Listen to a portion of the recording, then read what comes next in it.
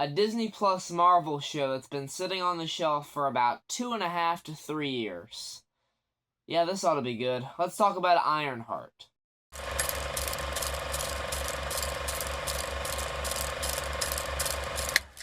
Hey guys, AJYT Abbott here. Welcome to my review for Ironheart. I get Season 1, although this is kind of just a limited series, so there's not going to be a Season 2, especially after some of the critical and fan reception to this show.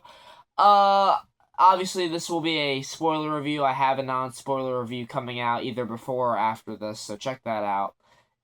If you haven't seen the show yet and you just want my general thoughts, and then go watch the show, come back and see the spoilers. So I want to start off by saying that this show got heavily review bombed before it even came out. People were rating it 1 star, half a star, whatever you want to call it, just really dogging on this show before they had even seen it. And I want to say, regardless of my actual thoughts on the show, I do not support that. That is terrible. That is someone's project that they worked on, and people are passionate about that.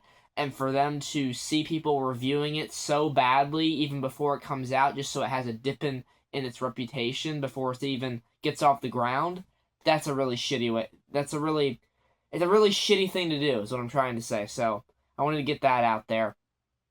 So Ironheart follows Riri Williams, played by Dominique Thorne. She is struggling to kind of face her trauma from her past. She lost her best friend. She's struggling to open up to her mom, and rather than use all this tech that she builds that can get her millions of dollars, she instead turns to a life of crime with the Hood, Parker Robbins, played by Anthony Ramos, who does a fantastic job in this show. I think everyone does a good job or a fine job. I don't think anyone is bad in this whatsoever, but if I had to say a highlight performance, I would say Anthony Ramos, as well as one other one that I'll get to in a little bit here. Yeah, he is really good as the Hood. Do I wish that he used the Hood a little bit more and used his powers a little bit more? Yeah, there isn't too much of that. You get, little bits of it here and there, just him going invisible and using this tactic to kind of get the upper hand on his opponents. He commits robberies, he kills people when he has to, and Riri gets caught up in this. And I thought to myself, I was like, really? Like, we're doing this? We're making Riri so unlikable by having her get in with this crowd that it's going to be hard for you to even redeem her in the end. And actually, they didn't go that route. They didn't try to redeem her in the end, which I kind of admire. At the same time, I don't think the script is really up to par with the story that it's telling. There are very awkward and cringeworthy moments of dialogue. There is a dialogue, there's a moment where Riri is talking about Tony Stark and saying how I'm not going to roast Tony Stark off rip, but Tony became who he was because he was a billionaire, which is not true at all, because Tony Stark, I'm going to rip this line straight from the first Iron Man when Obadiah Stane said it, Tony Stark built this suit in a cave with a box of scraps. Like, he was hostage, held hostage by a terrorist organization. They kept him in a cave. He had very limited resources. He only used what was up here, his brains. And Riri has that. She is a brilliant character. And yet she doesn't have that same ambition that Stark had, and she doesn't make for a very good... I mean, I know they're not, like, trying to make her the Iron Man of the MCU, make her front and center, but for her to be a Iron Man-like replacement, it's just not hitting, because she's using this for nefarious purposes, using this for crime, when she could be using this to benefit the world. And I don't know, I just didn't really like that. Like, she accidentally makes an AI version of her dead best friend, and then she keeps it from people for a little while. She opens it up to 1 or 2 people as the series goes on. But there are so many things that you could do with this opportunity. Like, even the mother says, I wish, you could make an AI version of, my husband that died. And there's never any follow-up to that. I was like, okay, I guess she's not going to do that. They just make Riri so unlikable that even by the end, when you have this twist where she makes a deal with Mephisto, played by Sacha Baron Cohen, Borat. Borat is playing Mephisto. He finally shows up 4 years after everyone was fucking losing their shit over him potentially being in WandaVision. But he's the other performance I was talking about. The little bit that we get of him is awesome. Really enjoyed him.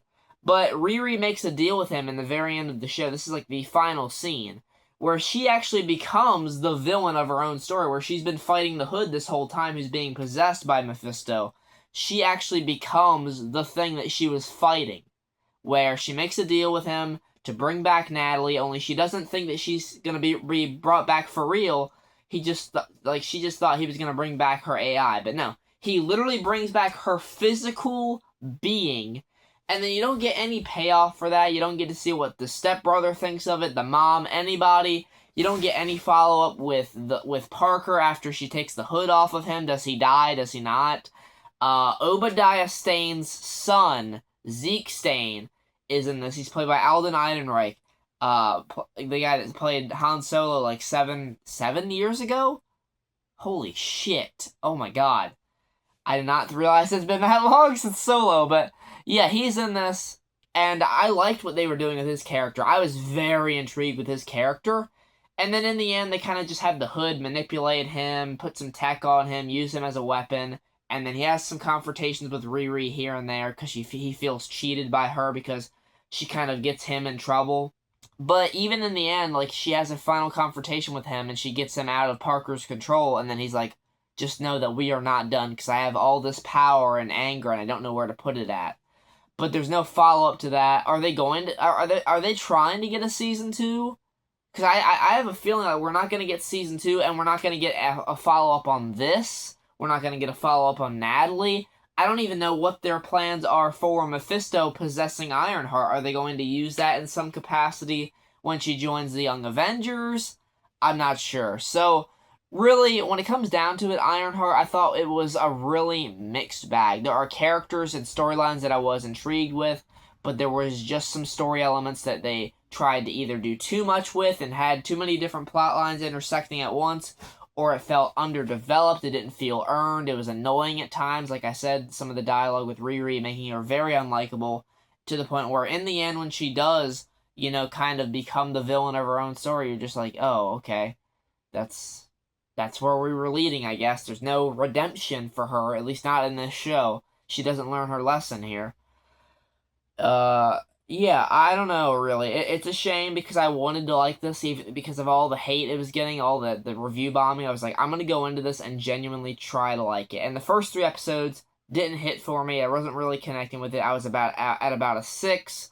The other 3 episodes did do some things better, but also knocked it back a bit because of some of the dialogue in it, as well as just the ending feeling, you know, somewhat cool, because you're seeing her become the thing that she's been fighting, but also it doesn't feel completely earned, because I don't feel like we had the writing necessary to tell that story in this show.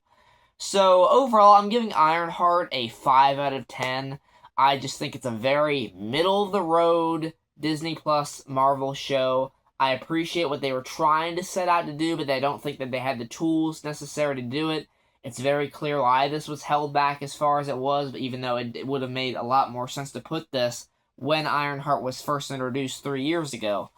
But, I don't know.